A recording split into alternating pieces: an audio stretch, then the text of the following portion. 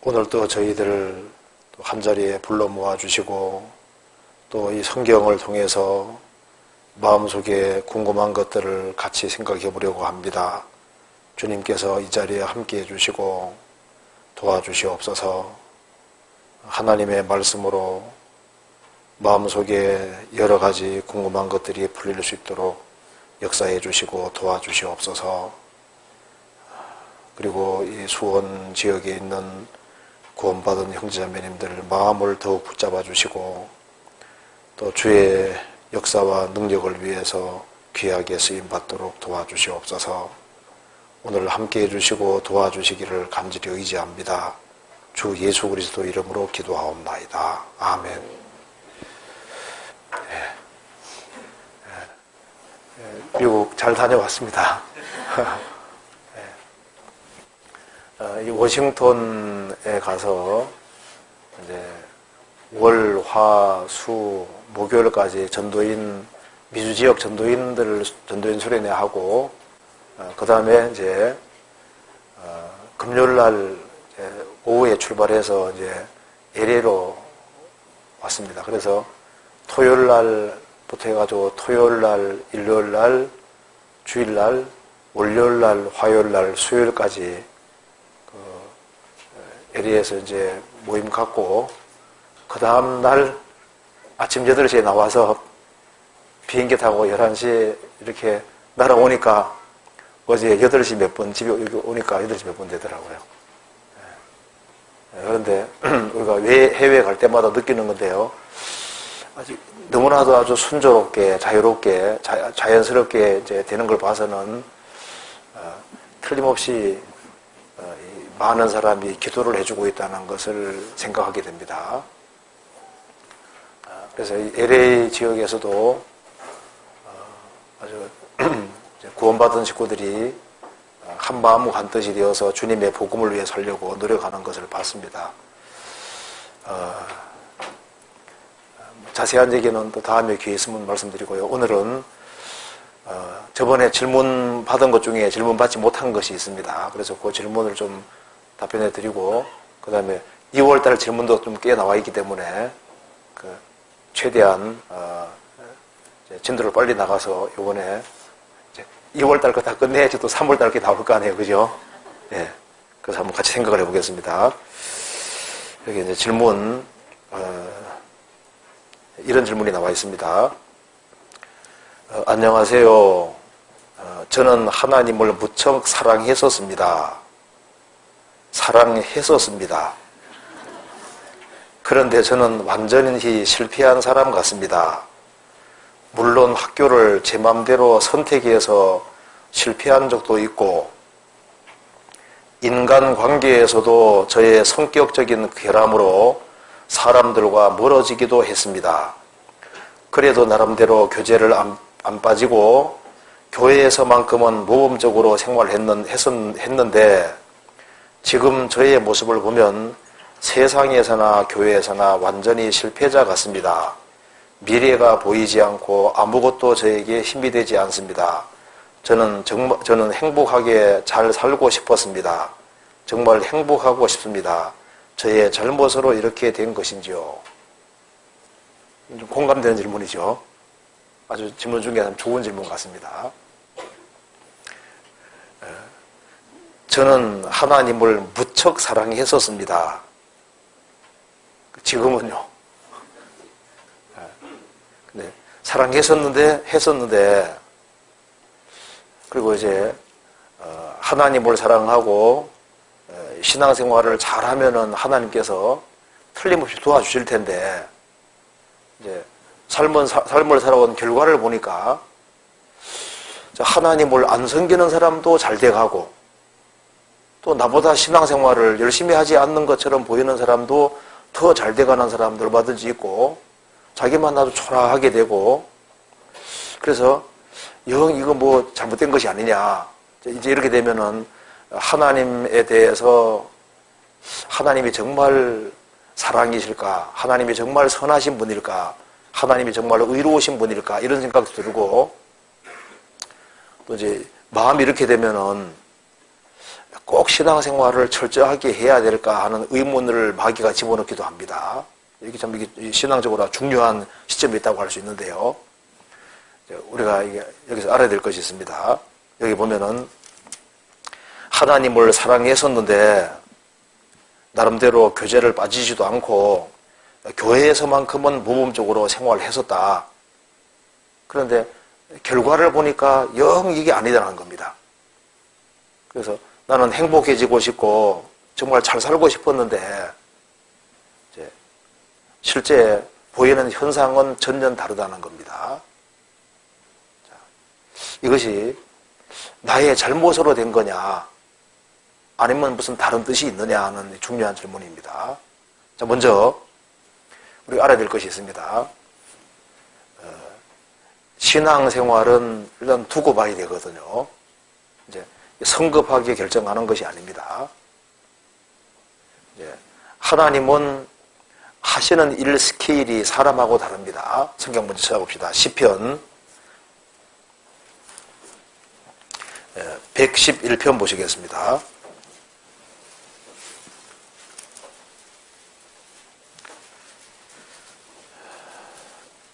111편 2절. 자, 2절 같이 읽어보겠습니다. 여호와의 행사가 크시니 이를 즐거워하는 자가 다 연구하는도다. 여호와의 행사가 크시니, 자, 하나님은 사람이 아니고 하나님이십니다. 그렇기 때문에 일단 일하시는 스케일이 커요. 하나님께서 창조하신 것도 보시면은 이 우주를 얼마나 크게 만들었습니까? 지금 학자들이 우주를 측량하면 측량할수록 이 우주는 상상할 수 없을 만큼 크다는 게 점점 더 밝혀지잖아요. 하나님은 스케일이 크십니다. 그리고 인간 역사를 경영하시는 것도 보면은 창세기부터 요한계시록까지 스케일이 아주 엄청 크시잖아요. 그뿐 아니라 인생을 다뤄가는 것도 마찬가지입니다. 하나님은 인간을 다루실 때 아주 큰 스케일을 가지고 인간을 다루시는 거예요. 근데 현대인들은 마음의 생각이 아주 좁습니다. 그리고 구원을 받아서도 성경을 잘 알지 못하는 사람들, 또 하나님을 잘 알지 못하는 사람들은 시야가 아주 좁아요. 하나님은 스케일이 크십니다. 자, 모세 같은 경우는 에집트 파라오 왕의 공주의 아들로서 40년, 그리고 미디안 광야에서 양치는 생활을 할 때 40년, 그리고 하나님이 사용하시는데 40년, 120년 생을 살아가는 가운데 스케일이 아주 크게 행하셨습니다. 그러니까 하나님께 쓰임받는 모든 인물들을 보시면 하나님의 스케일이 크다는 걸 알 수 있습니다. 아브라함이 자식 달라고 그렇게 해도 하나님께서 어떻게 하셨습니까? 무려 20몇 년 지나서 자식을 주셨잖아요. 아브라함은 이같이 오래 참아 약속을 받았느니라. 그러니까 성경을 읽어보시면은 하나님은 스케일이 아주 대단히 크신 분이고, 한 사람이 구원받고 주님 앞에 갈 때까지 그 인생을 다스려 가실 때 아주 큰 스케일을 가지고 인생을 움직여 가시는 겁니다. 그래서 이걸 잘 알지 못하는 사람들은 아주 조급해 하거든요. 내 인생이 왜 이 모양 이 꼴이냐 그 말입니다. 그래서 이 조급한 사람들은 하나님의 약속을 받기가 어렵습니다. 이 사가랴와 엘리사벳은 하나님을 아주 잘 섬기는 사람이었습니다. 그런데 노년이 될 때까지 자식이 없었잖아요. 그래서 하나님께서 끝까지 기다리고 기도하는 사가랴와 엘리사벳을 위해서 누굴 준비해 두셨습니까? 세례 요한을 딱 준비해 두신 거잖아요. 그러니까 하나님께서 뭔가 좀 길게 행하실 때 스케일이 크다는 것부터 알아야 됩니다. 여기 이제 이 질문하시는 분은 하나님을 알긴 아는데 하나님이 행하시는 일의 스케일을 아직은 잘 모르시는 것이 있습니다. 여기 여호와의 행사가 크시니 이를 즐거워하는 자가 다 연구하는도다. 하나님은 살아계시기 때문에 하나님을 사랑하는 사람을 틀림없이 높여주십니다. 그리고 진리 가운데 행하는 사람 하나님께서 틀림없이 영육간에 복을 주시는 거예요. 그래서 구원받은 지 몇 년 된지는 모르겠는데요. 이제 아직 얼마 안 된 겁니다. 그죠? 이게 이제 하나님을 사랑하고 이제 이렇게 살아왔는데 이제 그래서 구원받고 신앙생활을 해도 이제 그렇게 오래 하지는 않았던 것 같아요. 근데 조금 더 두고 봐야 됩니다. 그래서 내가 하나님을 사랑하고 나름대로 교제도 빠지지 않고 모범적으로 살아갔는데 영 잘 풀리지 않는다. 그러면 이렇게 믿으셔야 되는 겁니다. 성경 찾아봅시다. 욥기 22장.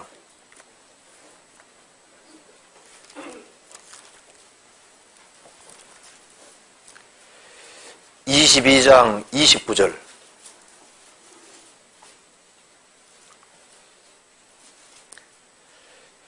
같이 읽어보겠습니다. 내가 낮춤을 받거든 높아지리라고 말하라. 하나님은 겸손한 자를 구원하시느니라. 내가 낮춤을 받거든 높아지리라고 말하라. 인생 살아가는 가운데 자꾸 일이 안 풀리는 경우이잖아요. 일이 자꾸 꼬이는 경우이잖아요. 그럴 때 신앙은 뭐라 말하냐면은 낮아질 수 있는 길이 점점 더 많이 주어질 때 너는 높아지리라고 말하라. 하나님이 높여주려고 그렇게 한다고 믿어야 된다 그 말이에요. 그리고 말도 그렇게 할 필요가 있는 겁니다. 내가 낮춤을 받거든 높아지리라고 하라. 이건 사실입니다. 그래서 하나님은 IQ가 무한대시기 때문에 하나님을 붙잡는 사람을 아십니다. 그리고 인생 역전이라는 것은 항상 가능한 거예요. 시편 113편 보시겠습니다.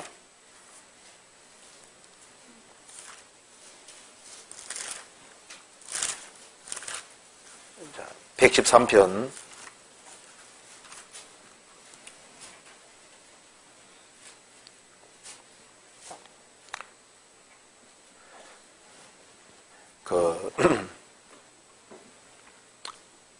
'참 인생이라는 거 참 신기한 겁니다. 하나님이 계시니까 주님이 확 뒤집으면 반대가 되거든요.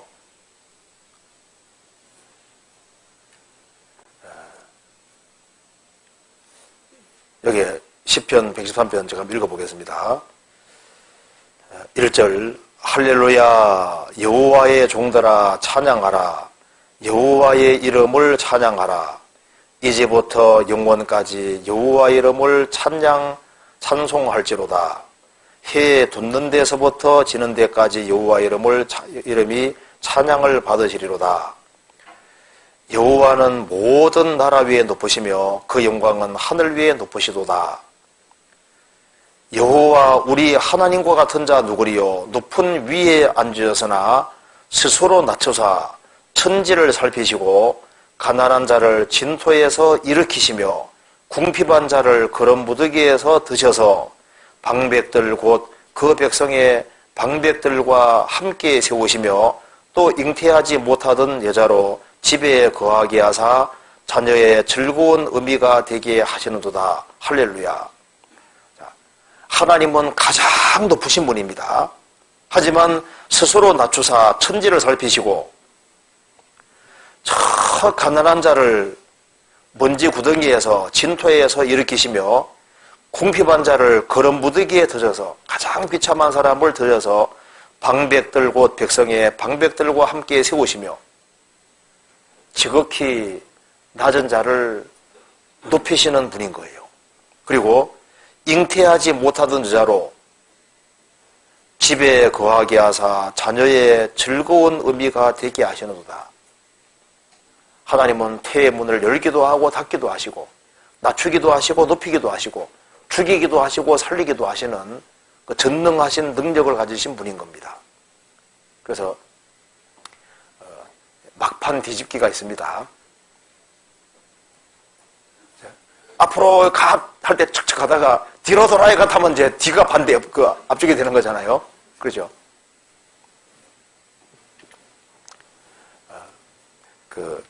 어떤 마을에 1.5 얘기 들어보세요. 1.5인 사람이 있는데, 이제 5인 사람이 있는데요. 그 숫자가 많은 사람에게 항상 이제 이게 굽히고 살아야 되는 마을입니다. 그래서 이제 1.5는 길을 못 펴고 살았던 거예요. 항상 5인한테 항상 이렇게 고개 숙이고 살았는데, 어느 날 고개를 빳빳하게 들고 다니는 겁니다. 그래서 왜 너는 이렇게 인사 안 하냐? 점 뺐어. 이제 15가 됐다 그 말입니다. 그죠? 점 하나 빼면 인생 달라질 수가 있습니다. 그렇죠? 인생이 확 바뀌는 일이 있어요. 인생 역정이 가능합니다. 그래서요, 인생이 헷갈릴 때일수록 끝까지 하나님 말씀을 붙잡는 것이 필요합니다. 지금 여기에 지금 헷갈리면 안 되는 거예요. 끝까지. 그래서 하나님은 사랑하는 사람에게 어려움을 더 많이 되찾아 주십니다. 야곱에게 12아들이 있는데 왜 하필이면 요셉이라는 사람에게 주님이 더 많은 어려움을 허락하셨을까요? 합당하니까 더 많은 어려움을 허락하시는 거예요. 그렇잖아요. 자, 다윗은 기름 부음 받고 난 이후에 망했습니다. 자, 다윗이 기름 부음 받기 전과 후가 다릅니다. 기름 부음 받고 난 이후에는요, 훨씬 더 많은 어려움을 당했잖아요. 그가 얼마나 많은 고통과 슬픔을 당했는지가 성경에 자세히 기록되어 있습니다. 그러니까 기름 부음 받기 전보다 받고 난 이후에 망했습니다. 그죠? 요셉도 하나님이 넣어주시는 꿈이 있었습니다. 17살 때 하나님이 넣어주시는 꿈을 받고 난 이후에 인생이 기구하게 바뀌었잖아요. 무려 13년 동안 인생이 틀어진 겁니다. 그래서 인생에서 하나님이 굽게 하신 때가 있는데요. 그건 펴질 때까지 기다려야 됩니다. 성경 한번 찾아봅시다. 전도서 7장 13절.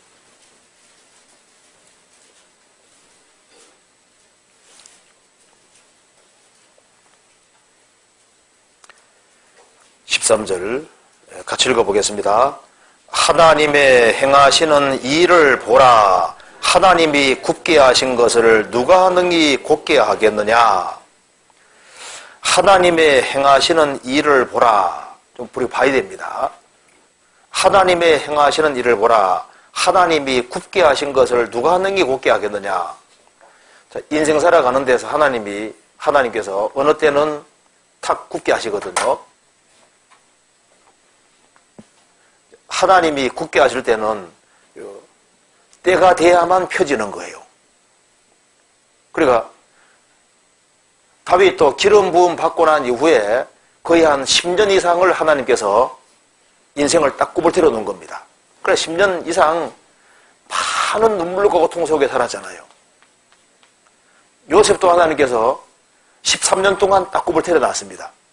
모세도 잘 나갔지 않습니까? 그런데 모세도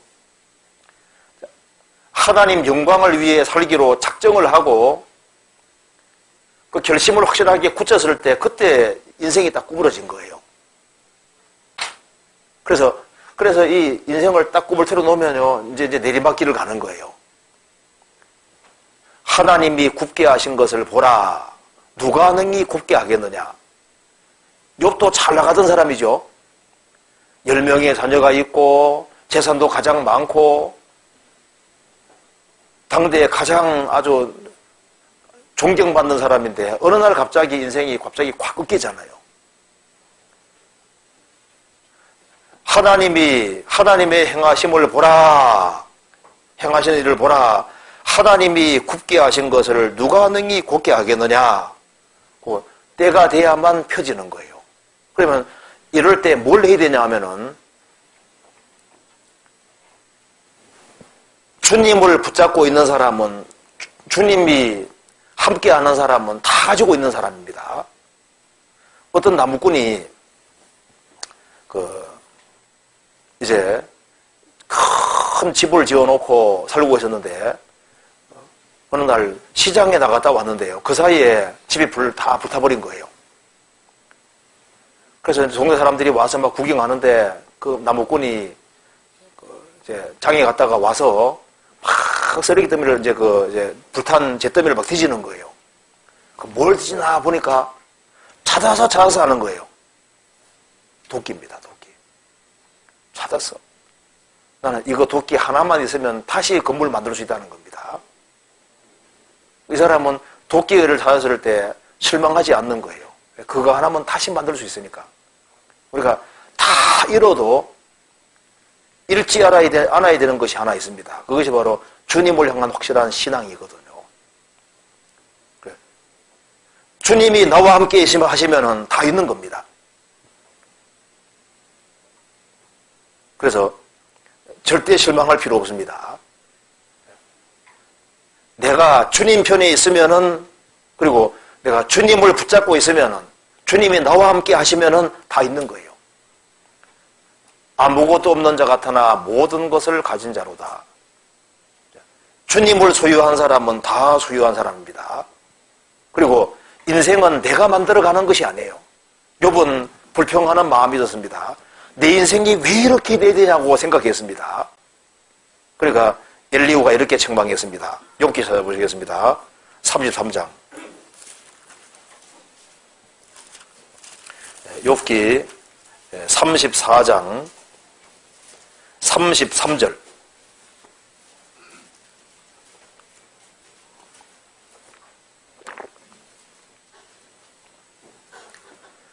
같이 읽어보겠습니다.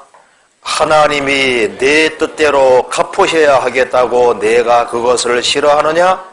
그러면 내가 스스로 택할 것이요 내가 할 것이 아니니 너는 아는 대로 말하라. 욥은 이렇게 생각했습니다. 내가 하나님을 잘 섬겼는데 왜 내 인생에 재산이 다 날아가야 되고 10명의 자녀가 다 죽어야 되고 내가 이렇게 중병이 들어야 되냐 그 말입니다. 그리고 동네 모든 사람들이 그 욥을 미워하고 그 어린애들까지 욥을 조롱하는 그런 아주 비참한 신세가 되었습니다. 욥은 자기 인생에서 바로 이런 어려움 당하는 이것은 인생에서 없어지기를 원했습니다. 그래서 욥은 이렇게 생각했습니다. 내가 하나님을 잘 섬겨왔는데 욥이 이 고통당하는 기간이 있습니다. 재산 날아가고 10명의 자녀가 죽고 그리고 이제 욥이 몸이 병들고 참 친구들도 욥을 다 경멸하고 그래서 욥 편에 서 있는 사람이 아무도 없잖아요. 그래서 욥은 자기 인생에서 이 가장 쓰라린 시기이기 때문에 이 시기가 내 인생에서 없어지기를 원했던 겁니다.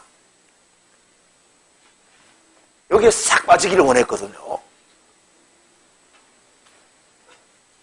그래서 하나님 왜 내게 이런 인생을 왜 만들어놨냐 그 말입니다. 그래서 엘리후가 말했습니다. 하나님이 내 뜻대로 갚으셔야 하겠다고 내가 그것을 하느냐? 너가 원하는 대로 인생을 만들지 아니하고 이런 인생을 만들었다고 해서 너가 싫어하느냐? 그러면은 내가 스스로 택할 것이요. 욥, 네 인생을 네가 한번 만들어 봐. 그러면 욥, 너 생각할 때 이것이 없는 상태로 인생이 됐으면은 너가 생각할 때 빛나는 인생이라고 생각하지.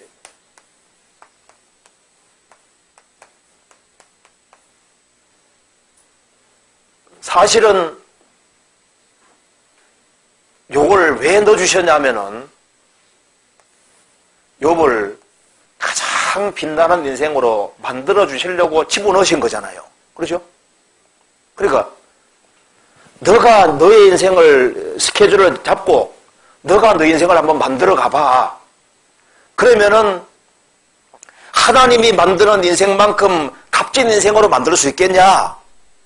그 아니라는 겁니다.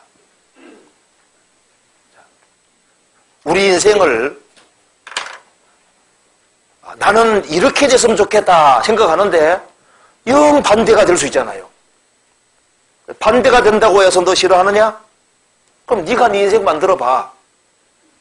나중에 돌이켜보면은 내 인생 속에서 필요 없었던 건 아무것도 없었습니다. 나중에 돌이켜보면 다 필요했던 과정이었어요. 성경에 범사에 감사하라는 이유가 있습니다. 지금은 이해가 안 되지만은 세월이 흘러가면 아, 그래서 그랬었구나 하고 이제 이해가 돼 가는 겁니다. 아주 좋은 돌이 하나 있으면은 돌을 조각가들이 많이 있을 때 어느 조각가에게 맡기게 되냐면 가장 탁월하고 훌륭한 조각가에게 맡기는 게 현명한 거예요.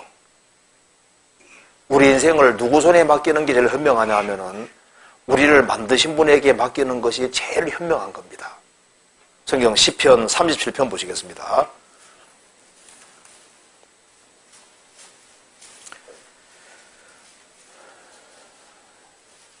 자, 여기 이제 이 질문 하시는 분은 시편 37편을 자꾸 읽을 필요가 있습니다.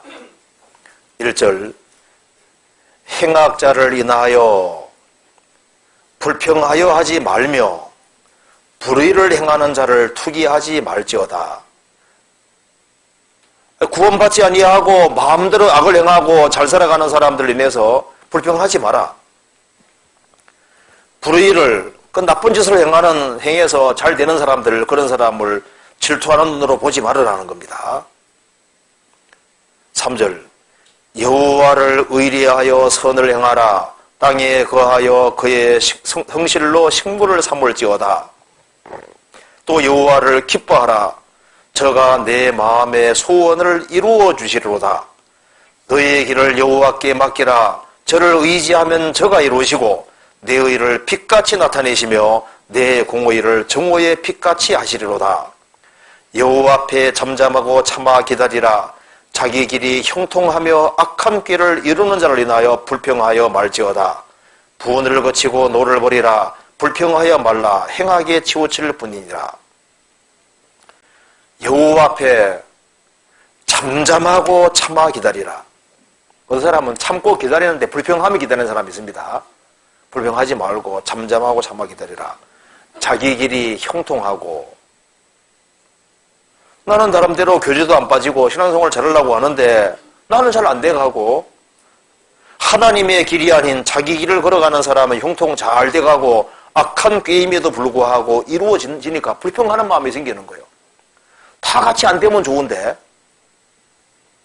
나는 잘 안 돼가고 다른 사람은 잘 돼간다 그 말입니다. 그리고 또 구원받은 사람 중에도 보면 뭐 대충 사는 것처럼 보이는데 잘 돼가고, 나는 막 착실하게 사는 것처럼 보이는데 안 돼가고 수도 있지 않습니까? 그런데 그게 아니에요. 성경에 이 말이 맞습니다. 여호와를 기뻐하라. 저가 내 마음의 소원을 이루어 주시로다. 너의 길을, 너의 인생을 여호와께 맡겨라. 저를 의지하면 저가 이루시고, 주님이 영광스럽게 만들어줄 테니까 불평하지 말고 묵묵히 끝까지 그 길을 걸어가는 것이 필요한 거예요. 인생은 두고 봐야 되는 겁니다. 그리고 하나님은 행사가 크시고 스케일이 크십니다. 그거 잊으면 안 됩니다. 대기만성이란 말도 있죠. 큰 것은 넓게 이루어집니다. 넓게. 하나님께서 내 인생을 만들어가는 거예요. 그래서 인생에서 아주 황당한 일이 많이 벌어지면 벌어질수록 하나님께서 이 세상에서 인생을 만들어간다고 생각하게 됩니다. 성경에서 황당한 일을 많이 겪는 사람일수록 더 훌륭하게 주님 만들어 가시잖아요. 잘 보세요. 상상도 못한 아주 엄청난 일들이 벌어질 때 하나님께서 인생 작업장에서 인생을 만들고 계신 겁니다. 그래서 감사함으로 받는 것이 필요해요. 그래서 이런 어려움을 당하면은 하나님이 나를 알고 계실까? 그런 막 갈등이 생기기도 합니다. 하나님은 내 사정을 정확히 아십니다. 맞아요. 이사야 40장입니다.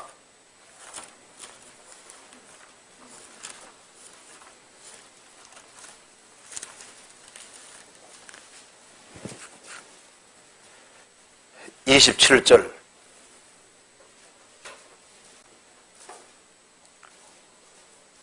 야곱아 내가 어찌하여 말하며 이스라엘아 내가 어찌하여 이르기를 내 사정은 여호와께 숨겨졌으며 원통한 것은 내 하나님에게서 수리하심을 받지 못한다 하느냐. 내 사정은 하나님이 모르실 거다. 내 원통한 것은 하나님이 고치지 못할 거다. 그 말하면 안 된다는 겁니다. 하나님은 내 사정을 다 아십니다. 하나님 내가 이렇게 고생 마시라 하는데요. 버려두십니까? 주님은 그렇게 해서 훈련시킵니다. 눈물이 쑥쑥 빠지게 만드셔요. 그리고 하나님이 오랫동안 안 고칠 수도 있습니다. 몰라서 그런 것이 아니에요. 그래서 어려움을 당할 때 하나님은 나를 생각하고 계시다고 아셔야 됩니다. 시편 40편입니다.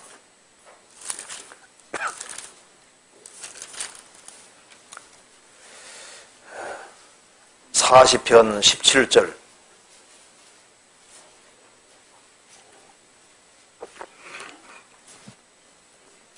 한번 같이 읽어보겠습니다.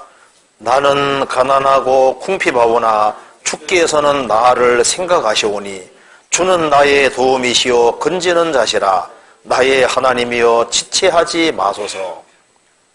나는 가난하고 궁핍하오나 주께서는 나를 생각하시오니 주님은 나를 생각하신다. 주님은 나를 기억하시고 나를 생각하시고 내 사정을 아신다. 아시기만 한 것이 아닙니다. 인생을 만들어가고 계신 거예요. 그래서 조금 더 기다리고 어떻게 되는가 보세요. 내 인생이 기구하다. 그러면요, 이제 어떤 일이 벌어지는지 보세요. 주님 만들어가고 계십니다. 나중에 돌이켜보면은, 그래서 그렇게 됐구나 하고 이해가 된다니까요. 그렇게 좀 이해해야 되겠습니다. 그 다음 질문.